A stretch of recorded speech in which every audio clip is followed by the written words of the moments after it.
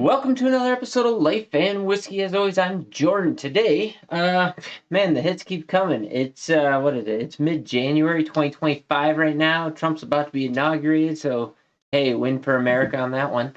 So luckily, my local store, they keep calling me. They keep telling me that, hey, we just got this in, we just got that in. Things that we were looking for. If you've been watching the channel now, I just reviewed recently the Stag, formerly Stag Junior, batch 23C. Phenomenal. My wife got me that for my birthday, which was awesome. But then my local store called me and they're like, hey, guess what? We got Stag. And I was like, yeah, of course. I'm definitely going to be purchasing that one. So this is Stag 24B. We'll get to that well, I'll have to look at what the proofs are on these two bottles. So we got Stag, and then we have Blanton straight from the barrel. I'm tickling with the idea of picking up another Rock Hill Farms, but it is about $100, which is pretty damn expensive. Definitely going to pick one up for my hunting partner, but I may or may not pick one up for myself. I don't know.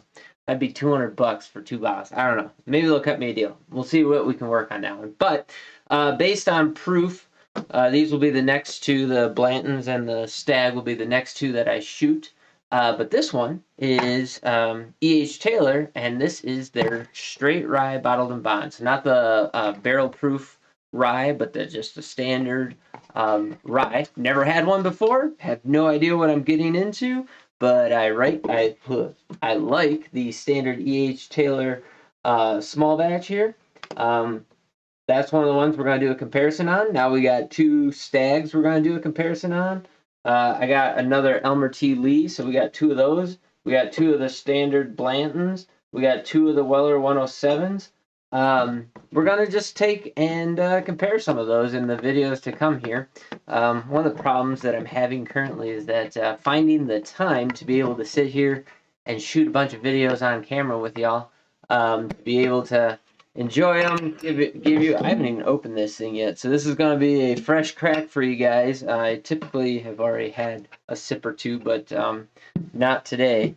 And also the furnace just kicked on because currently it's snowing and blowing. In the last week we got about 15 inches of snow here, and the forecast is for negative temperatures for the next couple of nights here, but single digits for the day. So I don't really want to shut the heat off upstairs because with that wind blowing, our house gets pretty cold. So let's see. Haven't cracked this yet. This is gonna be a fresh crack. So I know a lot of people don't believe in it, but I do. The neck pour thing. I don't know what it is about it. If it's strictly mental, or if the bottles do just open up with a little bit of air introduced into them and a little bit of the whiskey out of there. But for whatever reason, I personally seem to find very large differences between the first time that I try a whiskey and when I come back to it later on. And that seems to be pretty true no matter what. So, like, given all the variables of, like, what you eat, what time of day it is, how you're feeling, what kind of atmosphere you're in, all those things, given all that, keeping those things moderately similar. And now the furnace kicked on. So I don't know if my audio gate is blocking that out or not. But hopefully it is. But keeping all those things relatively even or equal, I seem to find a pretty big difference in what it is that I'm tasting on stuff. Smells like a rye. And the other thing, and again, not doing my research on this, there seems to be some idea that this is not Buffalo Trace distillate or Sazerac distillate in here, and I'll tell you why. There's two DSPs listed on here. So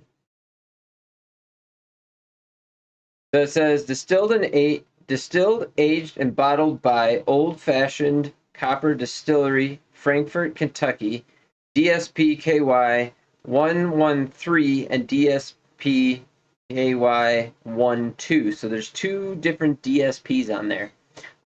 which is interesting because to be bottled and bond, it has to be by a single distiller. And so a little bit of question. A lot of people, I think, I've not looked this up. I think I watched a video on it that said DSP 12, KY 12 was, oh shoot, I just had it in my head. What was it? Drawing a blank on it now. It was literally right in my head. Ah! It's not, is it Bardstown? Might be Bardstown. Anyways, sorry, drawing a blank out, but that it's a different distillery. And so, there's a little bit of question on that. I could do a little deep dive on that. I could look it up. I could figure out all the answers. But to me, personally, I only really care about what is in the bottle. I don't really care about how it got there. Unless they're trying to rip you off for some enormous price, and then, well, then I do really care. But anyways, so the E.H. Taylor Straight Rye, bottled and bond. I got this for $65.59. So, I think that's a appropriate price. It probably should be in the 50s, but, rye whiskey in general is, something that tends to get, have a little bit higher price on it just straight away. So it is very bourbony rye. So I smell a lot of like green grass, mint, and you can smell the rye grain, the rye spice. It doesn't have a grainy note, but it has just a characteristic rye on the nose. It's a little bit bitey on the back end, not proofy, but rye spice. Like when you taste the rye spice flavor, it has that kind of nasal note going on. And but up front, like the stuff that's hitting the most, those are all notes that are kind of from middle to the back, kind of lingering. You got to tease them out a little bit of lemon, eucalyptus kind of stuff. But what's really kind of hitting forward are bourbon notes, which is like vanilla, a large caramel, a lot of sweet confectioner sugar, nothing really dark at all, but like really, really sweet, light, almost effervescent-y. You get a little bit of that classic Buffalo Trace, what I always call apple or floral note in there. Not so much a cherry, unless you were pushing it a cherry blossom, but again, so that makes it interesting. Like, if it's not Buffalo Trace distillate, which it might be, but I don't know. It has that at least signature profile to it, which is kind of intriguing as well. But it's very, very bourbony up front. But on the nose, I really, really like it. Smells very sweet and inviting. Sorry, did I tell you how much I paid for this? I think I just did. $65.59. Bought this in the first week of January here locally. So go ahead, drop down in the comments what you can find it for in your area. I know most people don't get it for MSRP or anywhere near that. Same with any of the allocated things. You're probably going to hate me for what I paid for this stag. Although, if you live in Ohio or some of the eastern states there or southern states, they're picking it up for MSRP. So I do understand that, but maybe it balances out the $300 my wife spent on this 23C here. But luckily, our local store here, they treat me pretty good, and their prices are really good on stuff. So, but drop in the comments whether you can find it, and what you're paying for it if you can. Let's go in on the first sip here.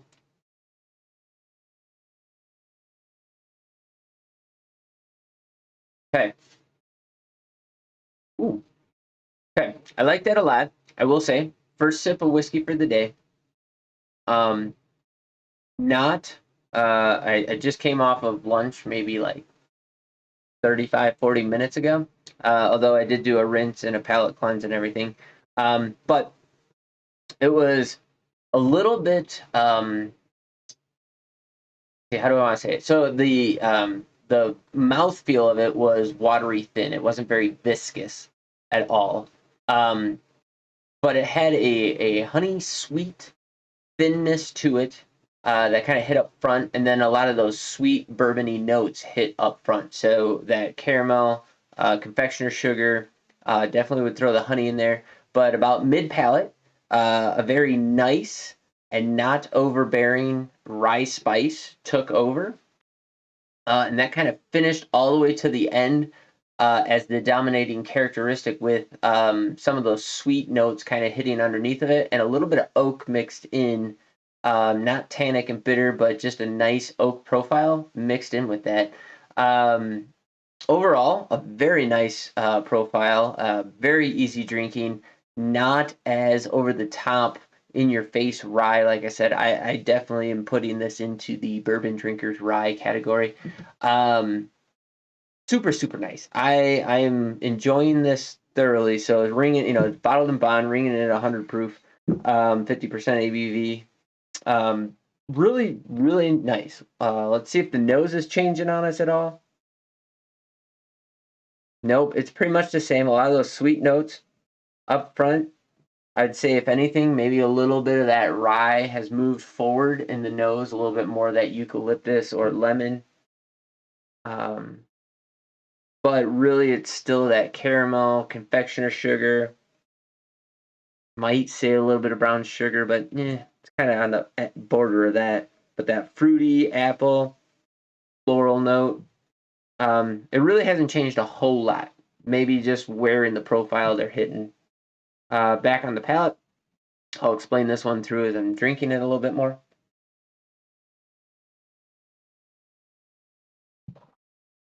So up front, sweet, sugary, brown sugar, caramel.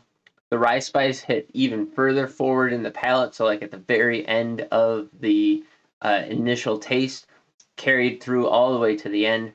It almost has like a black licorice anise type finish on the end, mixed with the rye spice and the maybe like a black pepper on the tongue.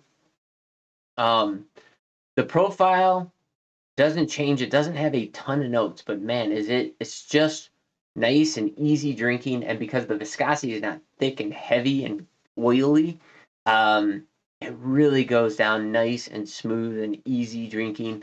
The proof is not rocking the boat at all. Again, that's 100 proof whiskey, first whiskey of the day.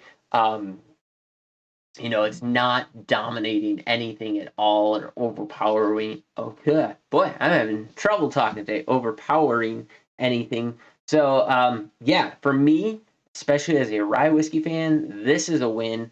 And especially as a fan of E.H. Taylor, like the small batch is still my go-to whiskey, especially at the prices I'm getting it for. Yeah, I'm gonna highly suggest this if you can get your hands on this for a reasonable price. I would definitely not say that it's worth the secondary prices of 100, 200. I think I've seen it as high as like 350. Not worth that at all. But you get it for, under 75 bucks. Sure. There's probably better whiskeys out there, better ryes out there. In fact, Sagamores, almost any of the Sagamores are probably better than this one. And I guess, again, that all depends on your own palate. But if you're into this and you get it at a good price, totally worth getting. There's absolutely zero faults with this. And if you like standard E.H. Taylor bourbon, there's a lot of the same notes in here, especially on the nose. The nose is very similar. And other than the fact that that rye spice keeps moving forward, so now that rye spice was hitting very first out of the gate along with the sweeter notes. So they were melded together and persistent. And the rye spice is just going on and on and on and on through the entire palate experience.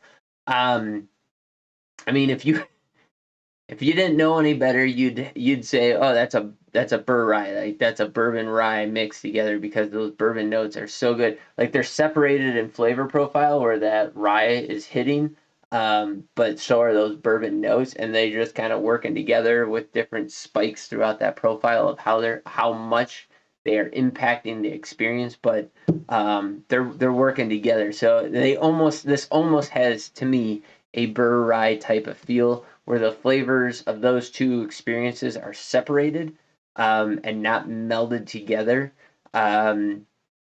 But doing so, they're playing together lovely, and they're really making for a nice drinking experience. So all of that, I think I'm done rambling on this one. Like I said, it's a win in my book. $65.59 here locally. Let me know down in the comments what you can find it for in your area, what your experience is with it, any other information you'd like to drop in on this one.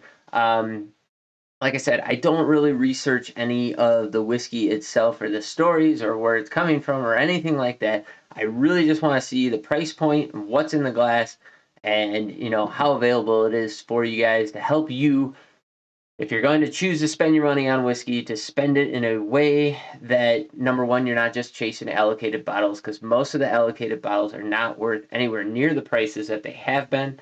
Number two, it seems like the whiskey market in general is starting to downturn here first quarter 2025, along with the rest of the economy. And so with that, hopefully that means that whiskey prices are going to start coming back down. MGP's having some major problems right now. There's some problems with cooperages and other things like that. Brown-Forman just sold off their cooperage, one of their cooperages. So you're going to see some different changes in the whiskey market than what you've seen the last 4 years, where, during the sickness and everything else, everybody was at home. Everybody was drinking whiskey, spending lots of money, and because of that, whiskey became very difficult to get, along with all the restrictions that were placed on the production of whiskey via, people not being able to work, cooperages falling behind, all kinds of new markets opening up with a lot of people getting into starting their own DSP. So now if you go to the store, there's never been more selection available. So, you add in all these different variables and things have changed quite a bit. And I think all of that is kind of coming to a head now. So in the next, hopefully 3 years, 5 years, we're going to see prices come way down, availability go way up. And I think that the bourbon boom, as it were, is kind of on the downward tick. And if you look at sales for distilled spirits, you'll see that they kind of go in 10 to 15 year waves. Everything has a cycle to it. So, there's the gin craze, and then there's the rum craze, and then I think the next thing is going to be single malt whiskey and tequila. Those seem to be the two things that are really starting to take off, and people are starting to play with, I think, American single malt. But again, when you only have so much money to allocate towards something, especially something that's not particularly healthy or good for you, people are going to make different choices. If you're trying to choose between paying the electric bill and getting a bottle of whiskey, hopefully you're choosing the electric bill. So these things are going to start to suss themselves out. So pay attention, look at what's going on, try and find some sales. Prices should be starting to come down slowly. So take advantage of it. So drop down in the comments what you've seen, what you know of, what you've heard of, any rumors, whatever you got. I'm open, would love to hear what you have. As always, thanks for watching, and we'll catch you in the next video.